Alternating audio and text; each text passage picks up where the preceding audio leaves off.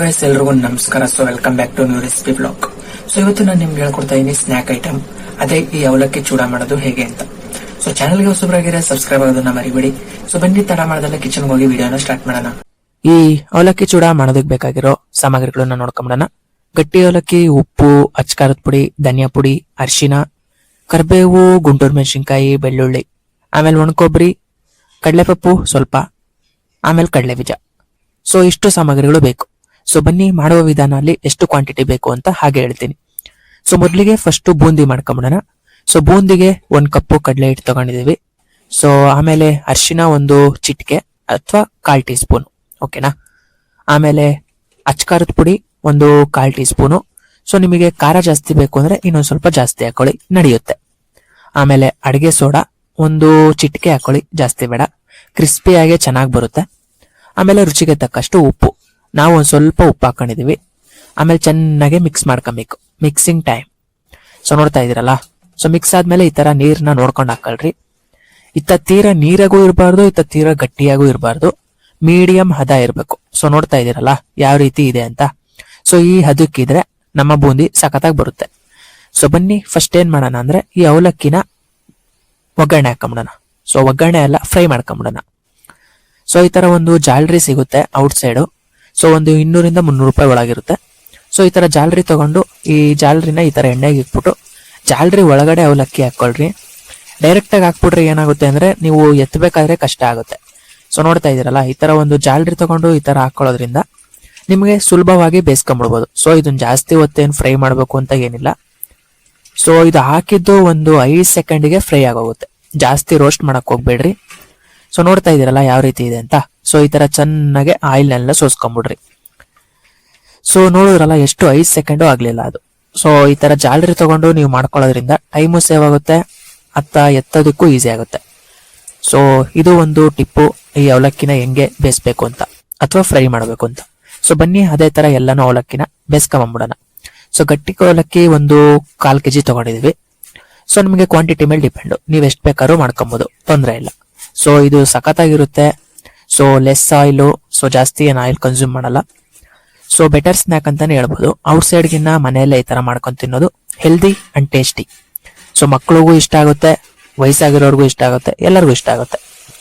ಆಮೇಲೆ ಬೂಂದಿನ ಮಾಡ್ಕೊಂಬಿಡೋಣ ಬನ್ನಿ. ಸೊ ಈ ತರ ಒಂದು ದೊಡ್ಡ ಜಾಲರಿ ಸಿಗುತ್ತೆ. ಸೊ ಅದು ಬೈ ಮಾಡ್ಕೊಳ್ಳಿ. ಸೊ ಈಸಿ ವಿಧಾನ ಹೇಳ್ಕೊಡ್ತಾ ಇದೀನಿ.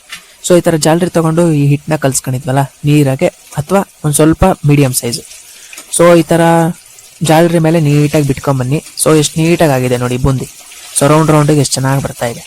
ಸೊ ಈಗ ನೀವು ಕೈಯಲ್ಲಿ ಬಿಟ್ಕೊಂಡು ಬಂದ್ರೆ ಏನಾಗುತ್ತೆ, ಒಳ್ಳೆ ತೆಪೆ ತೆಪೆ ತರ ಬರುತ್ತೆ. ಸೊ ಬೂಂದಿ ಮಾಡೋದಕ್ಕೆ ಇದೊಂಥರ ಟಿಪ್ಪು. ಸೊ ಜಾಸ್ತಿ ಏನು ತಲೆ ಕೆಡ್ಸ್ಕೊಳ್ಳೋ ಅವಶ್ಯಕತೆ ಇಲ್ಲ. ಒಂದು ಜಾಲರಿ ತಗೊಂಡು ಅದ್ರ ಮೇಲೆ ನೀಟಾಗಿ ಬಿಟ್ಕೊಂಡ್ಬಂದ್ಬಿಟ್ರೆ ಆಗೋಯ್ತಷ್ಟೇ.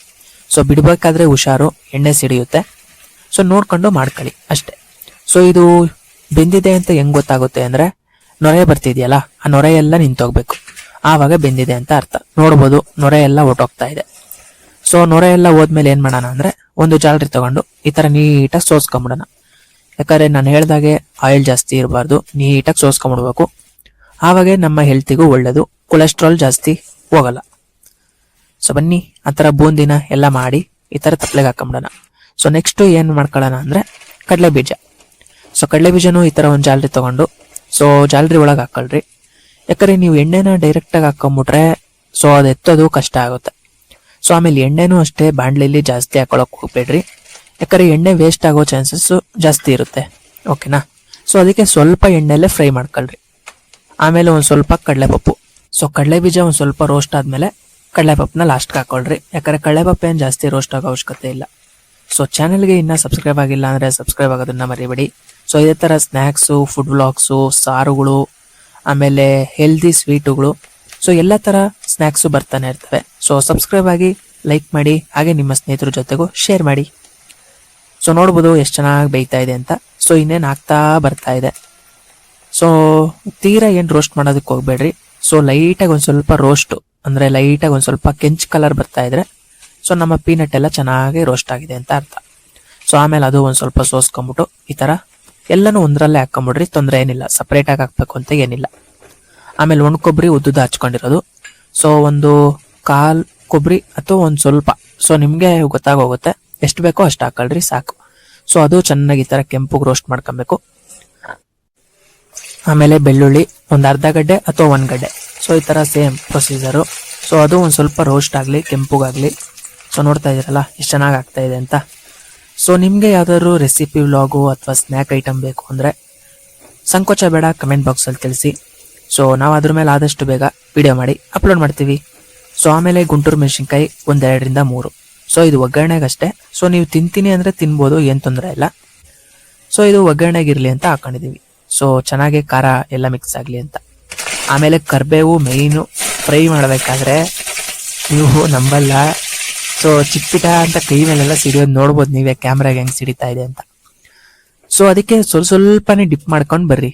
ತೀರಾ ಒಂದೇ ಸಲ ಇಟ್ಬಿಡ್ಬೇಡ್ರಿ, ನಿಮ್ಮ ಕೈ ಎಲ್ಲ ಸಿಡಿದು ಬಿಡುತ್ತೆ. ಸೊ ಲೈಟಾಗಿ ಸ್ವಲ್ಪನೇ ಫ್ರೈ ಮಾಡ್ಕೊಂಡು ಆಮೇಲೆ ಮಾಡ್ಕೊಳ್ರಿ. ಸೊ ಎಲ್ಲ ಫ್ರೈ ಮಾಡಿದ್ದಾಯ್ತು. ಇನ್ನ ಮಿಕ್ಸಿಂಗ್ ಟೈಮ್. ಸೊ ಎಲ್ಲ ಐಟಮ್ಸು ಇದೆ, ಬನ್ನಿ ನೀಟಾಗಿ ಮಿಕ್ಸ್ ಮಾಡ್ಕೊಂಬಿಡೋಣ. ಸೊ ಮಿಕ್ಸ್ ಮಾಡ್ಬೇಕಾದ್ರೆ ಕ್ವಾಂಟಿಟಿಗಳು ನೋಡ್ಕೊಳ್ರಿ. ಸೊ ಜಾಸ್ತಿ ಆದ್ರೆ ಚೆನ್ನಾಗಿರಲ್ಲ. ಸೊ ಉಪ್ಪು ರುಚಿಗೆ ತಕ್ಕಷ್ಟು. ಸೊ ಉಪ್ಪು ಕಡಿಮೆ ಇದ್ರೂ ನಡೆಯುತ್ತೆ, ಉಪ್ಪು ರೋಸ್ ಆಗೋರೆ ತಿನ್ನಕ್ಕಾಗಲ್ಲ. ಸೊ ಫಸ್ಟ್ ಒಂದು ಬಾಣಲಿ ತಗೊಂಡು ಆ ಹುರಿದಿರೋ ಐಟಮ್ಸ್ ಎಲ್ಲ ಹಾಕೊಂಬಿಟ್ಟು, ಅಂದ್ರೆ ಫ್ರೈ ಮಾಡ್ಕೊಂಡಿರೋವು. ಸೊ ಆಮೇಲೆ ರುಚಿಗೆ ತಕ್ಕಷ್ಟು ಉಪ್ಪು, ಆಮೇಲೆ ಒಂದು ಚಿಟಿಕೆ ಅಷ್ಟು ಅರಿಶಿನ, ಆಮೇಲೆ 1/4 ಟೀ ಸ್ಪೂನ್ ಅಷ್ಟು ಅಚ್ಕಾರದ ಪುಡಿ. ಸೊ ಇಲ್ಲ ನೀವು ಖಾರ ಲವರ್ಸ್ ಆಗಿದ್ರೆ ಇನ್ನೂ ಸ್ವಲ್ಪ ಹೆಚ್ಚಿಗೆ ಹಾಕೊಳ್ಳಿ, ತೊಂದರೆ ಇಲ್ಲ. ಆಮೇಲೆ ಜೀರಿಗೆ ಧನಿಯಾ ಪುಡಿ. ಸೊ ಒಂದು ಸ್ವಲ್ಪ, ಒಂದು ಚಿಟಿಕೆ ಅಷ್ಟು, ಜಾಸ್ತಿ ಬೇಡ. ಆಮೇಲೆ ಏನ್ ಮಾಡೋಣ, 1-2 ಕೈಗಳು ತಗೊಂಡು ಚೆನ್ನಾಗಿ ಈ ತರ ಮಿಕ್ಸ್ ಮಾಡ್ಕೊಬೇಕು. ಸೊ ಈ ಮಿಕ್ಸ್ ಮಾಡೋದು ಒಂದು ಕಲೆಗುರು, ಇಲ್ಲಾಂದ್ರೆ ಅರ್ಶಿನ ಈ ಖಾರದ ಪುಡಿ ಎಲ್ಲ ಕೆಳಗಡೆ ಹೋಗಿ ಕೂತ್ಕೊಂಡ್ಬಿಡುತ್ತೆ.